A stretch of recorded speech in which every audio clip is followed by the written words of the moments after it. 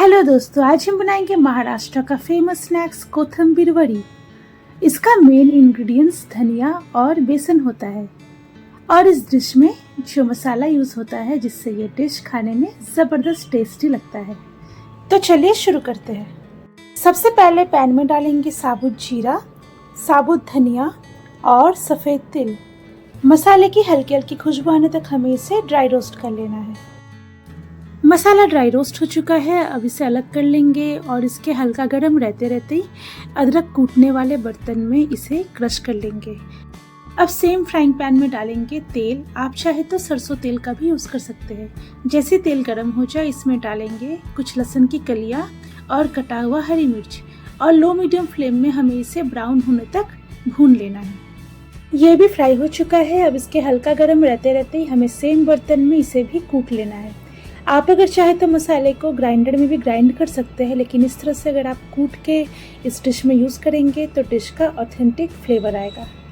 अब एक परात में रोस्टेड मसाला डालेंगे, साथ में डालेंगे भुना हुआ लहसुन और हरी मिर्च का पेस्ट। यहाँ पे मैंने धनिया पत्ता को बारीक काट के धो लिया है, इसे भी डाल देंगे। अब इसमें नमक डालेंगे स्वाद अनुसार और सारी चीज़ों को अच्छे से मिक्स कर लेंगे और इसे 5 मिनट के लिए रख देंगे। तो इससे क्या होगा ना, धनिया पत्ता का जो एक्स्ट्रा जो पानी है वो निकल जाएगा। 5 मिनट के बाद धनिया पत्ता से काफ़ी मॉइस्चर निकल गया है। अब हम इसमें डालेंगे बेसन और चावल का आटा। साथ में डालेंगे इसमें अजवाइन और गरम मसाला पाउडर। अब सारी चीज़ों को हाथ से अच्छी तरह से मिक्स कर लेंगे। जैसे कि आप देख रहे हैं ये डो अभी काफ़ी ड्राई है, तो इसमें थोड़ा सा तेल डालेंगे और इसे मिक्स करेंगे। डो को गूंथने के लिए एकदम कम से कम पानी का यूज़ कीजिए। अगर आप चाहे तो इसे पूरा तेल से ही इसी तरह से गूंथ सकते हैं, नहीं तो आप इसमें थोड़ा थोड़ा पानी का भी इस्तेमाल कर सकते हैं। तो जैसे कि आप देख रहे हैं डो अभी भी काफ़ी ड्राई है, तो मैं इसमें थोड़ा थोड़ा पानी डालूंगी और इसे गूंथूंगी।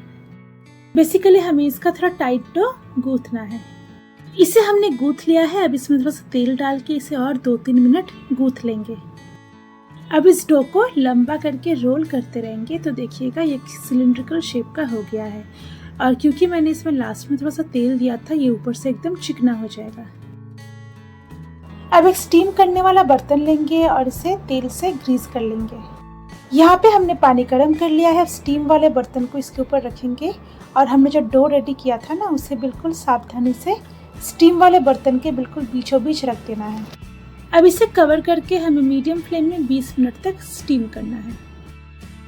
20 मिनट के बाद इसे उंगली से ऊपर टच करके देखेंगे, अगर ये चिपकने लगे तो इसे कुछ देर और स्टीम करना पड़ेगा। ये स्टीम हो चुका है, अब इसे बाहर निकाल के रूम टेम्परेचर में ठंडा होने देंगे। जब ये डो पूरी तरह से ठंडा हो जाएगा तो इजीली बर्तन से निकल जाएगा। अब हम इसके पीस करेंगे, तो इसको क्लीन लुक देने के लिए इसके ऊपर वाला हिस्सा को हम काट के अलग कर देंगे और इसे हमें मोटे मोटे स्लाइसेस में कट करना है। आप अगर चाहे तो इसे ऐसे ही खा सकते हो, क्योंकि हमने इसे स्टीम कर लिया है और ये बहुत ही टेस्टी लगता है। तो देखा जाए तो ये एकदम हेल्दी है।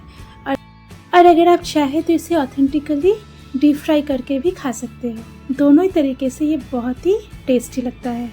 ये देखिए हमने सारे पीसेस कट कर लिए हैं, अब हम इसे डीप फ्राई करेंगे। यहाँ पे हमने तेल को गरम करके अभी फ्लेम को लो मीडियम में रखा है। अब बहुत ही सावधानी से एक एक करके कोथंबीर वड़ी इसमें डालेंगे और इसे हमें लो मीडियम फ्लेम में ब्राउन होने तक फ्राई करना होगा। फ्लेम को बिल्कुल लो मीडियम में ही रखिएगा, इसे बिल्कुल ना बढ़ाए, वरना ये बाहर से फ्राई हो जाएगा, अंदर एकदम कच्चा रहेगा। तो एक बैच फ्राई होने में कुछ 8 से 9 मिनट का टाइम लगेगा। ये देखिए कोथंबीर वड़ी फ्राई हो चुका है, एकदम क्रिस्प करारा लग रहा है। बिल्कुल इसी तरह से हम सारे कोथंबीर वड़ी फ्राई कर लेंगे। कोथंबीर वड़ी को आप धनिया पत्ता के चटनी के साथ सर्व कीजिए, बहुत ही मज़ेदार लगता है।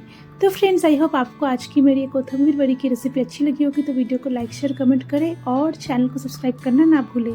तो चलिए बहुत जल्द मिलते हैं एक नई रेसिपी के साथ, तब तक के लिए बाय बाय।